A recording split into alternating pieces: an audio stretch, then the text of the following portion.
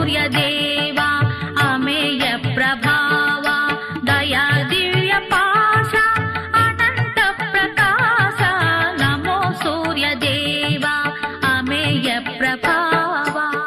సూర్య వైభవం ఎంత గొప్పగా ఉంటుంది అంటే అన్ని ప్రాణులకు కూడా ఆయన శుద్ధిక్రియని ఏర్పాటు చేస్తాడు అని. మనం అంటే ఏదో వైద్య పరీక్షలు చేయించుకుంటాం, వైద్యుడి దగ్గరికి వెళ్ళి నా శరీరం బాగానే ఉందా, లోపల ఏమైనా దోషాలు ఏర్పడ్డాయా అన్న విషయాన్ని నిర్ధారించుకుని ఆ రుగ్మత పోవడం కోసమని ఔషధాన్ని సేవిస్తాం. కానీ మరి మిగిలిన ప్రాణులకు ఆయన ఒక్కొక్క కాలమునందు ఒక్కొక్క ప్రాణిలో అది ఎప్పుడూ తిననటువంటి పదార్థాన్ని తినాలనేటటువంటి స్పృహని కల్పిస్తాడు. కల్పించి అది తినని పదార్థాన్ని తినడం చేత శరీర శుద్ధి జరుగుతూ ఉంటుంది. నేను మీకు ఒక ఉదాహరణ చెప్పాలంటే, ఒక్క ప్రాణి గురించి చెప్పాలి అంటే, కుక్క గడ్డి పరకల యొక్క చివరి భాగాన్ని తినడం మొదలు పెడుతుంది కార్తీక మాస ప్రారంభంలో.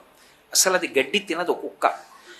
గడ్డి తినని కుక్క గడ్డి పరకల్ని కొరికి నవ్వులుతుంది. నవిలి కుక్క పడుకోగానే దాని శరీరంలో ఏ రుగ్మతలైనా సరే ఆ గరిక యొక్క చివరి భాగం లోపలికి వెళ్ళినటువంటి కారణం చేత ఆ లోపల ఉన్న దోషాలన్నింటినీ వాంతి రూపంగా కక్కేస్తుంది గరికతో కలిపి. వేదంలో గరికకి చాలా విశేషమైన ప్రాధాన్యత. గరిక అంటే నా ఉద్దేశం దర్భ విశేషం ఎలా ఉంటుందో అలా పొడుగ్గా పెరిగినటువంటి గడ్డి అని కాదు. ఆ దర్భ వేరు ఒక వేరులా వస్తుంది, ఇలా భూమికి అడ్డంగా పాకుతుంది. ఒక మొదలు వచ్చి అక్కడి నుంచి మళ్ళీ ఇంకో శాఖ బయలుదేరుతుంది. మళ్ళీ ఆ శాఖ చివరి భాగంలో మళ్ళీ గడ్డి మళ్ళీ మొదలు బయలుదేరుతుంది.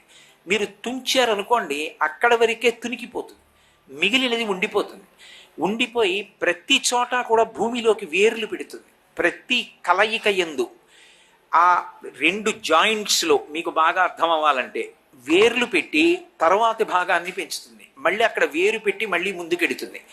అలా వెళ్ళినది ఏదుందో దానికి ఒక ప్రత్యేక శక్తి ఉంది. వేదం చెప్తుంది దాని గురించి. అందుకే సహస్రపరమాదేవి శతమూల శతాంకుర సర్వగుంహరతు మే పాపం దుర్వాదు స్వప్ననాశిని అని. భయంకరమైనటువంటి దుస్వప్నం వస్తే అటువంటి గరిక ముట్టుకుంటే చాలు, పోతుంది. అందుకు విఘ్నేశ్వరుడికి గరిక పూజ చేస్తారు.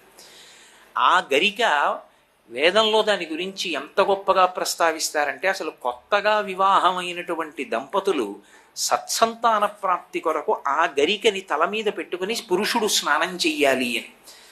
స్నానం చేసిన తరువాత ప్రతిరోజు ఒక్కసారి అటువంటి గరికని ముట్టుకుని నమస్కారం చేస్తే ప్రతిదానికి వేర్లొచ్చి మళ్ళీ కొనసాగి మళ్ళీ వేర్లొచ్చి మళ్ళీ కొనసాగి జరిగినట్టే వంశవృక్షం ఎక్కడా ఆగిపోకుండా నడుస్తుంది అని.